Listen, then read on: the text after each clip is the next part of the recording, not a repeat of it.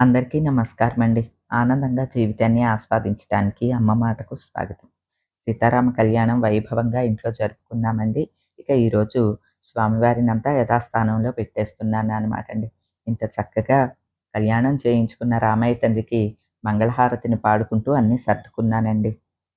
రామచంద్రాయ జనకరాజజా మనోహరాయ మామకాభీష్టదాయ మహితమంగళం కోసలేశాయ మందహాసదాసపోషణాయ వాసవాది వినుత సద్వరాధమంగళం చారు కుంకుమోపేత చందనాది చర్చితాయ హారకటక శోభితాయ భూరి మంగళం లలితరత్నకుండలాయ తులసీవనమాలికాయ జలద సదృశదేహాయ చారుమంగళం దేవకీ పుత్రాయ దేవదేవోత్తమాయ చాపజాత గురువరాయ భవ్యమంగళం పుండరీకాక్షాయ పూర్ణచంద్రాననాయ అండజాతవాహనాయ అతులమంగళం విమలరూపాయ విదితవేదాంతవేద్యాయ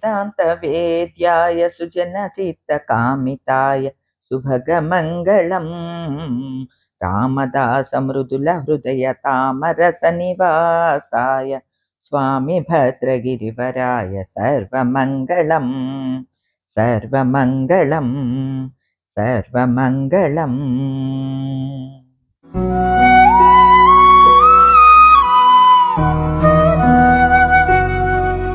ప్రతి సంవత్సరంలానే ఈ సంవత్సరం కూడా శ్రీ సీతారాముల కళ్యాణం మన ఆనంద నిలయంలో ఆనందంగా జరుపుకోవటం జరిగిందండి.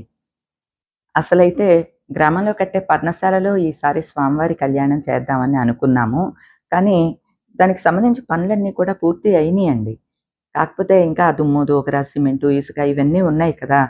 అందులో వచ్చిన వాళ్ళు ఇబ్బంది పడతారు. అంటే అందరిని పిలుచుకోవటానికి వీలుగా లేదనమాట అండి. కళ్యాణం చేసుకోవటానికి వీలుగా ఉంది. ఏదో కళ్యాణం అలా మా మటుకు చేసుకోవటానికి మనస్కరించక మళ్ళీ ఇంట్లోనే చేసుకున్నామనమాట అండి. ఏమోనండి స్వామి దయ. ఆయన ఎక్కడ తన కళ్యాణాన్ని చేయమంటే అక్కడ చేస్తాం. అంతే కదండీ! దానికి తోడు సంధ్య పిల్లలు రావటానికి కూడా వీలవ్వలేదండి. పిల్లలు రాకుండా అక్కడ ఏం చేసుకుంటాము అని చెప్పి అది కొంత విరమించుకున్నాము. అలాగే రమ్యకి కూడా ఒకే ఒక్క రోజుకి వచ్చిందనమాట అండి. రాత్రి వెళ్ళిపోయింది. షన్ను బాబు, రమ్య ఇద్దరు కూడా వైజాగ్ వెళ్ళిపోయారు. తనకి పని ఉన్నదనమాట అండి. అర్జెంట్ పని ఉన్నది. అందుకని తను వెళ్ళిపోయింది. ఇక అక్కడ పర్ణశాలలో చేసేటట్లయితే అందరిని పిలిచి గ్రాండ్‌గా చేద్దామని అనుకున్నాము. సరే తగుమాత్రంగా ఇక్కడ చేసుకుందాం ఈ సంవత్సరం అని అనుకున్నాము. తగుమాత్రం ఏం కాదండి. ఎప్పటిలాగానే చక్కగా స్వామి చాలా వైభవోపేతంగా ఆయన కళ్యాణాన్ని ఆయన జరిపించుకున్నారండి. ఏవండీ మన సంకల్పం బలంగా ఉంటే స్వామి అనుగ్రహం ఉంటుందండి. మేమైతే ఈ ఆనంద నిలయం కట్టినప్పుడే మేము డిసైడ్ అయిపోయాము. సంవత్సరానికి ఒక్కసారన్నా, 2 సార్లన్నా సరే మంచి కళ్యాణం లాంటివి అంటే కార్తీక మాసంలో వచ్చే క్షీరాబ్ది ద్వాదశి కళ్యాణం అయినా చేసుకోవాలి. అదృష్టవశాత్తు 2 చేసుకున్న సీతారామ కళ్యాణం అది 2 చేసుకోవాలి. లేదు అంటే సంవత్సరానికి ఒక్కసారైనా సరే విశేషంగా ఏదన్నా పూజ చేసుకుని భోజనాలవి పెట్టుకోవాలి. అలానే సంవత్సరానికి 2, 3 సార్లయినా సరే అండి రమా సత్యనారాయణ స్వామి వ్రతం చేసుకోవాలి. ఇటువంటియన్నీ కూడా నేను ముందే నిర్ణయించుకున్నానండి. అంటే మాకు ఈ ఏజ్‌లో ఒక రిటైర్మెంట్ అయిపోయిన ఏజ్‌లో అండి ఇంతకన్నా కావాల్సిన ఆనందం ఏముంటుందండి ఇంకా. మనం యంగ్ ఏజ్‌లో ఉన్నప్పుడు ఇటువంటియి మనకి ప్రబలంగా కోరిక ఉన్నా పూర్తి అవ్వదండి. ఎందుకంటే పిల్లల చదువులు, పెళ్ళిళ్ళు, వాళ్ళ పురుళ్ళు, పుణ్యాలు ఇవన్నీ కూడా ఉంటాయండి. అప్పుడు మనం ఆ వాటిల్ని విస్మరించి ఇవన్నీ చేస్తూ ఉన్నామనుకోండి, అంటే మన బాధ్యతల్ని విస్మరించినట్లవుతది. ఎప్పుడైతే మన బాధ్యతలన్నీ తీరిపోయిన తర్వాత చక్కగా స్వామి అవకాశం ఇచ్చాడు కాబట్టి ఇవన్నీ చేసుకోగలుగుతున్నాం. ఇంత ఇల్లు కట్టుకున్నాము అనంటే మేము ముందే డిసైడ్ అయ్యే కట్టుకున్నామండి. బంధుమిత్రులందరినీ కూడా చక్కగా అందరినీ పిలుచుకోవాలి ప్రతిసారి. అందరికీ తగిన వసతులివ్వాలి. ప్రతి ఒక్కరికి బంధుమిత్రులని పిలుచుకోవాలని ఉంటుందండి. ఆ వసతులు ఇవన్నీ ఇవ్వలేకే కదా అందరూ వెనకడుగు వేసేది. మనం అవి కూడా దృష్టిలో ఉంచుకుని మనం ఇల్లు కట్టుకుందాము. ఇట్లాగా మేము ముందే డిసైడ్ అయ్యి ఆనంద నిలయం కట్టుకోవటం జరిగిందండి. అన్నిటికీ మించి ప్రతిరోజు కూడా ఒక గంట సేపు స్వామి దగ్గర పూజా మందిరంలో గడపాలని, ఆ సూర్యకిరణాలు పడేటప్పుడు అలాగా పూజ చేసుకుని స్వామి దగ్గర కూర్చోవాలని, అలానే స్వామి కళ్యాణాలు ఇవన్నీ చేసుకోవాలని, ఇవన్నీ కూడా నాకే కదండీ మనందరికీ ఉండే కోరికలే. భగవంతుడు మనకి అవకాశాలైతే అన్నీ ఇస్తాడంటండి. వాటిల్ని మనం ఆహ్, పూర్తి చేసుకోవటం మాత్రం మన బాధ్యత. అంటే భగవంతుడు మనకి ఒక మాటని ఇస్తాడనమాటండి. మాట్లాడే అవకాశాన్ని ఇస్తాడు. దాన్ని మంచి మాటగానా, చెడ్డ మాటగానా ఎలా ఉపయోగించుకోవాలనేది మన నిర్ణయం. అలానే భగవంతుడు మనకి అన్ని అవయవాలు ఇస్తాడంటండి. చేతులు, కాళ్ళు, బుద్ధి అన్నీ ఇస్తాడు. వాటిల్ని ఎలా ఉపయోగించుకుంటాం అనే దాన్ని బట్టే మన తలరాతని మార్పు చేస్తూ ఉంటాడట, రాస్తూ ఉంటాడట. చాలామంది అంటారు, భగవంతుడు ఒకసారి గీత గీస్తే అది మారిపోదు అని చెప్పి. కానీ ఆ గీతని కూడా మార్చే శక్తి మన ప్రవర్తనకే ఉంటుందంటండి. నేనది బలీయంగా నమ్ముతాను. నా బాధ్యతల్ని నేను ఎప్పుడూ కూడా విస్మరించలేదండి. అలానే నాకు సంక్రమించిన ప్రతి ఒక్కటి చాలా జాగ్రత్తగా, పదిలంగా చూసుకుంటూ నా జీవితాన్ని నేను పండించుకోవటానికే ప్రయత్నిస్తున్నానండి. ఏవండీ 5, 6 ఏళ్లుగా చూస్తున్న మీకే తెలుసు. మనల్ని పుట్టించిన భగవంతుడికి తెలీదాండి మనమంటే ఏంటో? మనకేమి ఇవ్వాలో, ఏంటో అన్నీ ఆయనే ఇస్తాడండి. ఏదిచ్చినా భగవంతుని దయ అండి. మన దోసిట్లో ఉన్నది భగవంతుడిచ్చింది. దీన్ని పండించుకోవాలా, పారబోసుకోవాలా అనేది మన నిర్ణయం. వీలైనంత మటుకు ఒక సత్ప్రవర్తనతో, మంచి మాటతో, మంచితోనే నా జీవితాన్ని నేను పండించుకుంటున్నాననే అనుకుంటాను. అలా అని 100కి 100 మందికి నేను నచ్చుతానని లేదండి. చాలామందికి నచ్చకపోవచ్చు కూడా. పర్వాలేదండి. అది కూడా భగవంతుడి దయే. ముఖరాశి అని ఉంటుందంటండి. మన ముఖరాశి చాలా మందికి నచ్చొచ్చు. చాలా మందికి నచ్చకపోవచ్చు. ఇది కూడా ఉంటుందంటండి. ఏదైనా సరే అండి భగవంతుడిస్తేనే జరుగుతదండి.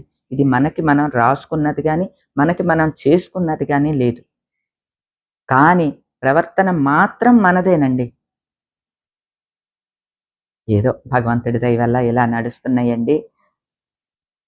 చాలా సంతోషాలని ఇచ్చిన భగవంతుడు పక్కనే బాధల్ని కూడా ఇస్తాడండి. ఇప్పుడు ఇన్ని సంతోషాలిచ్చాడు, బాధలేమీ లెవ్వని కాదండి. బాధలు కూడా మనసుకి తట్టుకోలేనంత బాధనిస్తున్నాడండి. కానీ నాకు అలవాటుంటుందండి. ఒక బెడ్‌రూమ్‌లో పడుకునో, లేకపోతే సోఫాలో కూర్చునో, హాల్‌లోనో, వంట చేస్తూనో ఎక్కడా బాధపడనండి. మనం బాధపడే ప్లేస్ కూడా ఒకటుంటుంది. అది భగవంతుని పాదాల దగ్గరండి. పూజా మందిరంలో ఇదే పీట ఉంటదండి. అక్కడ కూర్చుని ఇంకా ఏడవటం కూడా కాదండి. ఆయనకి విన్నవించుకోవటమే. ఆయన దగ్గర మనం ఏదైతే నరకయాతన పడుతున్నామో, ఆ నరకయాతనంతా కూడాని భగవంతునికే సమర్పించేయాలండి. సర్వం శ్రీ ఉమామహేశ్వరార్పణమస్తు అని అనుకోమని గత 30 ఏళ్ల నుంచి సోమేశ్వర స్వామి దేవాలయంలో స్వామి పాదాలను వదలలేదండి. విపరీతమైన కష్టాలు, విపరీతమైన బాధలు, ఆర్థిక ఇబ్బందులు అసలు ఒక్కటి కాదండి. రామ రామ అయ్యసలు ఆడజన్మ ఎత్తిన ఎవ్వరు తట్టుకోలేరనమాట. ఎవరు ఎన్నన్నా పళ్ళ బిగువున ఓర్చుకునేదాన్నండి. ఒక్క మాట కూడా అనేదాన్ని కాదు. భగవంతునికి తెలుసు. నా లైఫ్ స్టైలు, నా పిల్లల లైఫ్ స్టైలే సమాధానం. నా పనే సమాధానం అనుకునేదాన్నండి. స్వామి దరిచేరుస్తాడు. నా ప్రవర్తన కరెక్ట్‌గా ఉంది. ఆయనకి తెలుసు. ఇప్పుడు బాధపడే టైము, బాధపడదాం పర్వాలేదు. ఇదే మెంటాలిటీ అండి నాకు. ఆ స్వామి దగ్గరే కూర్చుని అలాగా ఓ స్తంభానికి ఆనుకుని కూర్చుని చూస్తూ ఉండేదాన్ననమాటండి. ఆలోచిస్తూ కళ్ళు మూసుకొని బాధ కూడా కళ్ళు మూసుకునే ఆహ్, వెళ వెళ్ళగక్కుతూ ఉండేదాన్ని భగవంతుని దగ్గర. మనలో ఎవరికైనా బాధలున్నా అండి, అందరి దగ్గర చెప్పకండి. వెళ్ళబోసేయకండి.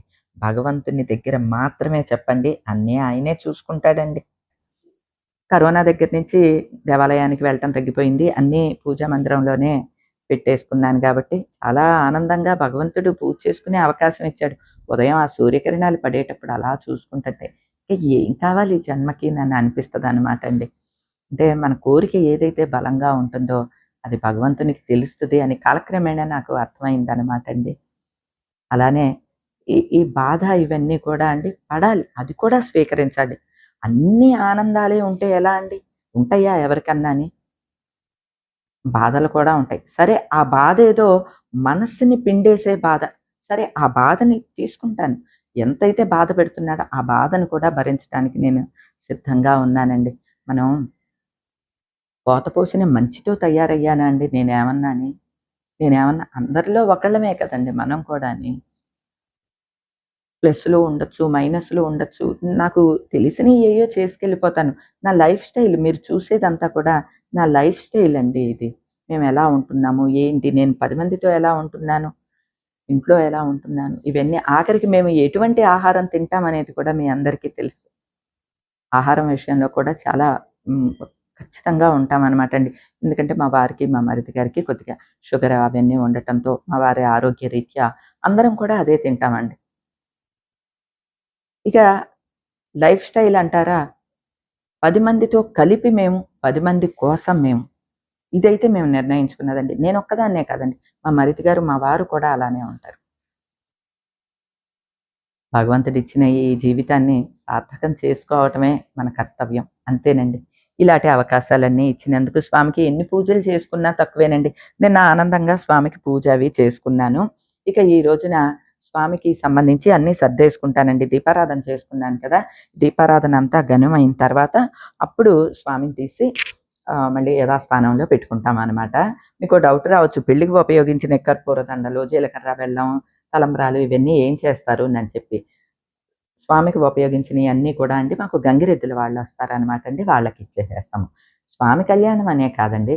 మన ఇళ్లల్లో వివాహాలు జరిగినా సరే అండి, ఈ బాసికాలని, తలంబ్రాలని, తర్వాత ఈ కర్పూర దండలు ఇటువంటియన్నీ కూడాని గంగిరెద్దులకి ఇచ్చేస్తారనమాట అండి. మీరు గమనిస్తే అర్థమవుతది. గంగిరెద్దులకి చక్కగా కర్పూర దండలు అవన్నీ కూడా అలంకరించి పెడతారు.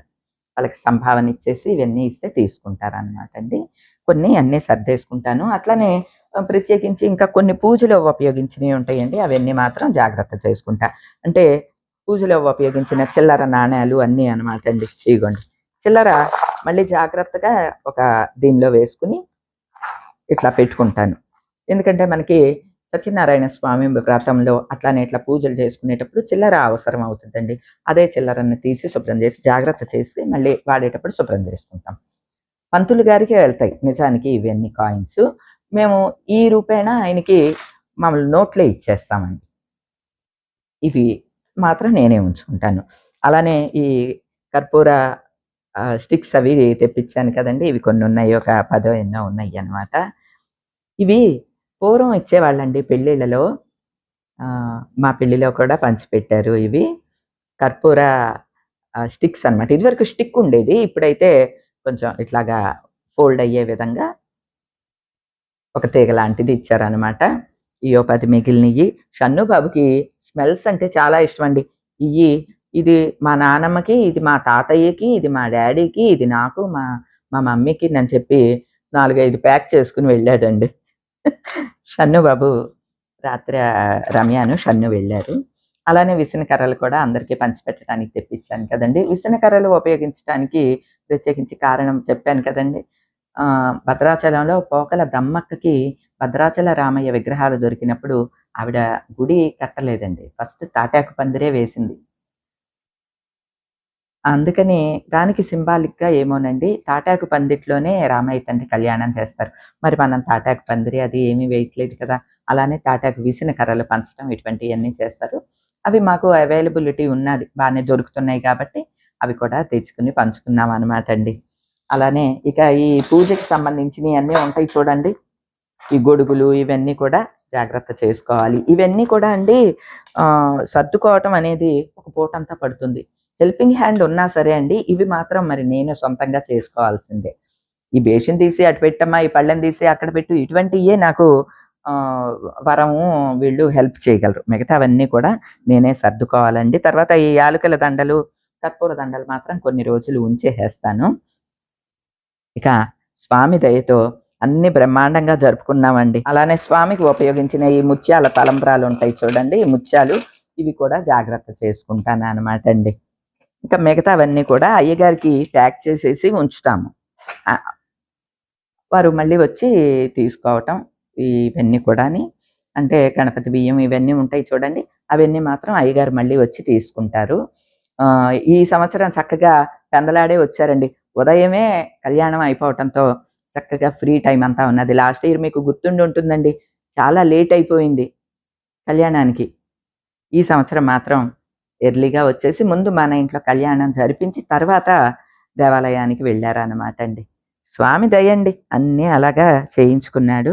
చాలా ఆనందంగా అనిపించిందండి.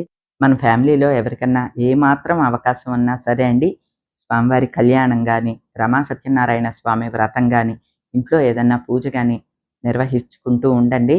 చాలా సంతోషంగా ఉంటుంది. చాలా బావుంటుందండి. ఒక పాజిటివిటీ మనకి తెలుస్తదండి. ఆ పాజిటివిటీ మనకి అర్థం అవుతది. అలానే ప్రతి ఒక్కరూ ఆనందంగా ఉండాలని, అంతో ఇంతో భగవంతుని సేవ చేసుకోవాలని మనస్ఫూర్తిగా కోరుకుంటూ, ప్రతి సంవత్సరం కూడా ఇటువంటి అవకాశాన్ని కల్పించమని స్వామిని మనసారా వేడుకుంటూ, ఈ రోజుకి ఇదేనండి. మరో మంచి వీడియోతో మళ్ళీ కలుస్తా. అప్పటి వరకు ఉంటానండి.